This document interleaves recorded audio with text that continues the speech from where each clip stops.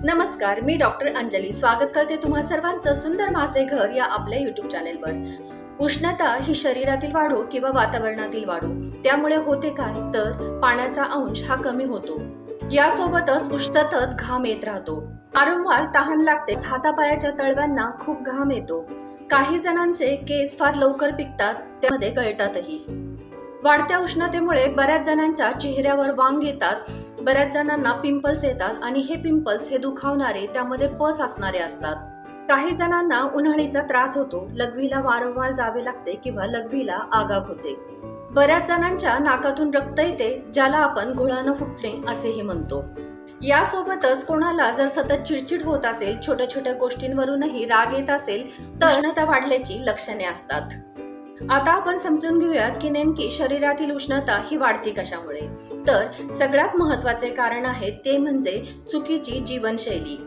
चुकीच्या आहार विहारामुळे पित्त वाढते आणि त्यामुळे शरीराची उष्णता वाढते। रात्री अपरात्री जागरण करणे आणि दिवसा अवेळी झोपणे हे सुद्धा शरीराची उष्णता वाढण्याचे महत्त्वाचे कारण आहे। आपल्यापैकी बरेच जण हे भुकेच्या वेळा टाळतात, भूक असताना खात नाहीत। यासोबतच वारंवार चहा कॉफीचे अति प्रमाणामध्ये सेवन करतात, त्यामुळे शरीरातील उष्णता वाढते।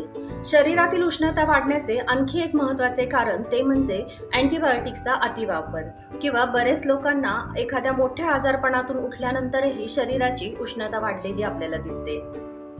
बरेच लोकांना कॉन्स्टिपेशनचा त्रास असतो, त्यामुळे शरीरातील जे टॉक्सिन शरीराबाहेर पडायला हवेत ते टॉक्सिन शरीरामध्ये साठून राहतात, त्यामुळेही उष्णतेचा त्रास होतो। फ्रेंड्स, उष्णता वाढण्याचं यासोबतच आणखी एक महत्त्वाचे कारण आहे ते म्हणजे मानसिक ताणतणाव। आता आपण समजून घेऊयात शरीरातील उष्णता कमी करण्याचे साधे सोपे उपाय। शरीरातील उष्णता वाढणे किंवा पित्त वाढणे हे एकमेकांशी संबंधित आहेत। शरीरातील उष्णता कमी करण्यासाठी सर्वोत्कृष्ट औषध आहे ते म्हणजे गावरान तूप। ज्यांच्या शरीरातील उष्णता वाढलेली आहे त्यांनी रोजच्या जेवणामध्ये किमान 1 ते 2 चमचे तुपाचा समावेश करणं खूप गरजेचं आहे। शरीरातील उष्णता ही वरवर कमी न करता शरीराच्या आतूनच ही उष्णता कमी करणं खूप गरजेचं आहे। यासाठी तुपा इतकंच महत्त्वाचं आहे धण्याचं पाणी। रात्री झोपताना 2 चमचे धने किंवा धण्याची पावडर ही पाण्यामध्ये भिजत घाला आणि सकाळी उपाशी पोटी हे पाणी गाळून प्यावे। जर कोणाला उन्हाळीचा त्रास होत असेल, लघवीला वारंवार जावे लागणे, त्याचबरोबर वेदनादायक लघवी होणे यासारखा जर त्रास कोणाला होत असेल तर धण्याचं पाणी हे अतिशय गुणकारी असते। शरीरातील वाढती उष्णता कमी करणारा सर्वाधिक महत्त्वाचा पदार्थ आहे तो म्हणजे ताक। आपण यापूर्वीच्याच व्हिडिओमध्ये पाहिले आहे की दही हे उष्ण गुणात्मक असते, परंतु त्यावर घुसळण्याची प्रक्रिया तयार करून बनवलेले ताक हे शीत गुणात्मक असते। त्यामुळे ज्यांना वारंवार उष्णतेचा त्रास होतो त्यांनी रोजच्या जेवणामध्ये ताकाचा नक्की समावेश करावा। शरीराची उष्णता कमी करणारा पुढचा पदार्थ आहे आणि तो म्हणजे सब्जा। सब्जा हा वातपित्त कमी करणारा आणि सोबतच शीत गुणात्मक आहे। ज्यांचे वारंवार तोंड येते, युरिन इन्फेक्शन होते, त्याचबरोबर छातीमध्ये किंवा पोटामध्ये जळजळ होते, अशांना सब्जा हा खूप गुणकारी आहे। 2 चमचे सब्जा हा साध्या पाण्यामध्ये तुम्ही भिजू घाला। हा भिजवलेला सब्जा तुम्ही दुधामध्ये, ताकामध्ये किंवा सरबतामध्ये घेऊ शकता। उष्णता कमी करणारा पुढचा पदार्थ आहे आणि तो म्हणजे आवळा। आवळ्याचे गुणधर्म तर सर्वांनाच माहीत आहेत। शरीरातील वाढलेल्या उष्णतेमुळे एजिंगची प्रोसेस लवकर होते। बऱ्याच जणांची त्वचा आणि केसावरती याचे परिणाम दिसून येतात। तुम्ही जर आवळ्याचे नियमित सेवन करताल तर त्यामुळे एजिंगची प्रोसेस थांबण्यास मदत होते आणि सोबतच उष्णताही कमी होते। आवळ्याच्या वापरामुळे डोळ्याची जळजळ ही कमी होते। रोज तुम्ही 1 चमचा आवळा चूर्ण हे साध्या पाण्यासोबत घेतले तरीही चालेल। उष्णता कमी करणारा पुढचा पदार्थ आहे आणि तो म्हणजे कोकम।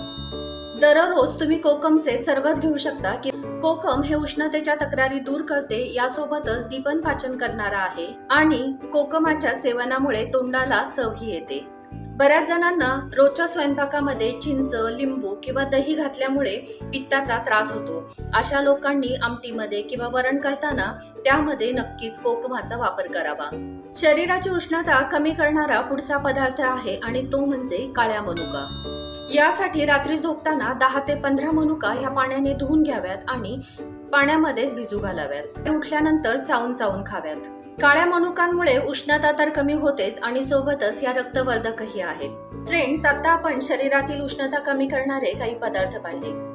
आपलं सुंदर माझे घर या यूट्यूब चॅनेलवर वैद्यकीय माहिती अगदी साध्या सोप्या भाषेमध्ये सांगण्याचा मी प्रयत्न करते.